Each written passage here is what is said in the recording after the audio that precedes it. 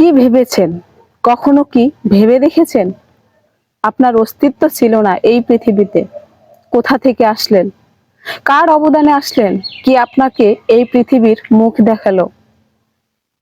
এত সুন্দর পৃথিবী কার জন্য আপনি উপভোগ করতে পারলেন? কখনো কি রিয়ালাইজ করে দেখেছেন? দেখেননি। দেখেননি, যদি দেখতেন তাহলে কোনো মা এবং বাবাকে বৃদ্ধাশ্রমে থাকতে হতো না। বৃদ্ধাশ্রম বলে যে একটা প্রতিষ্ঠান তৈরি হয়েছে বাংলাদেশে বা হচ্ছে, এই প্রতিষ্ঠানটি তৈরি হতো না যদি কখনো রিয়ালাইজ করতেন আমি কোথা থেকে আসলাম, কার জন্য আসলাম এবং কি আমাকে এই পৃথিবীতে আনলো বা এত সুন্দর পৃথিবী দেখালো। সব সময় চিন্তা করে দেখবেন। আমার এই ভিডিওটি যারা ফেসবুক থেকে দেখছেন তারা ফলো দিয়ে পাশে থাকবেন এবং সেম নামে যারা ইউটিউব থেকে দেখবেন তারা সাবস্ক্রাইব করে পাশে থাকবেন। পৃথিবীর বুকে একজনই থাকে জনদরদি, সে হচ্ছে আমাদের মা।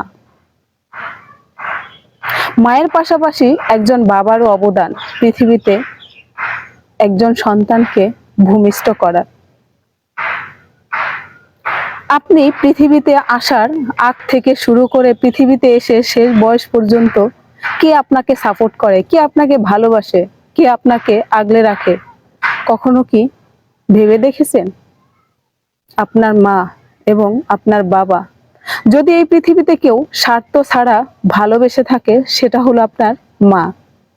আপনি পৃথিবীতে আসার 9 মাস আগে থেকে মাকে যেভাবে যন্ত্রণা দিয়েছেন এবং আসার পরে যতদিন মা বেঁচে থাকে ততদিন আপনি যেই যন্ত্রণা দেন, কখনো কি ভেবে দেখেছেন এর 1 ভাগ যন্ত্রণা যদি আপনাকে দেওয়া হয় আপনি কি করবেন?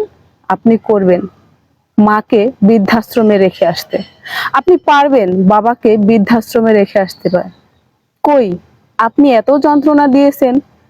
ছোট্টবেলা আপনাকে খাইয়ে দেয়া লাগতো, পরিয়ে দেয়া লাগতো, গোসল করিয়ে দেয়া লাগতো।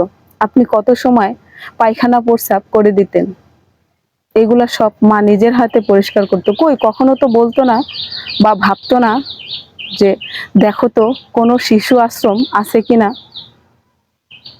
কিন্তু আপনি, সেই আপনি, মা এতটা কষ্ট করে আপনাকে পৃথিবীর মুখ দেখালো, সেই মাকে আপনি কোথায় রাখবেন সেই প্রতিষ্ঠানটি খোঁজেন। বৃদ্ধাশ্রম। কিছু কিছু ভাইয়েরা আছেন বিয়ের পরে বউয়ের কথা শুনে, শ্বশুর শাশুড়ির কথা শুনে, শ্বশুর বাড়ির কথা শুনে আপনার মাকে আপনার বাবাকে রেখে আসেন বৃদ্ধাশ্রমে। কেন ভাই? আপনারই তো মা, আপনারই তো বাবা। আপনি কেন পারেন না তাদের একটু ভালোবাসতে, পারেন না একটু সম্মান করতে? আপনি যদি সম্মান করতে না পারেন তাহলে আপনার স্ত্রী সন্তান কখনোই আপনার বাবা মাকে সম্মান করবে না। আপনি যতটা ভালোবাসা আপনার বাবা মাকে দেখাবেন ঠিক ততটা ভালোবাসাই আপনি আপনার সন্তানদের কাছ থেকে পাবেন। So be careful. আপনি যতটা করবেন তার থেকে বেশি আপনি ফেরত পাবেন, সেটা খারাপ হোক কিংবা ভালো। আপনি আপনার বাবা মাকে অবহেলা করবেন না, কারণ আপনিও একদিন বাবা হবেন। একজন বাবা মা তার সর্বস্ব দিয়ে চেষ্টা করে তার সন্তানকে মানুষ করার জন্য। আর আমরা বড় হয়ে বা মানুষ হয়ে কি করি? অমানুষের মতো কাজ করি। ভাই, এই অমানুষের মতো কাজ করা থেকে আমাদের বেরিয়ে আসতে হবে, কারণ আমরা ভালো তো আমাদের জগৎ ভালো।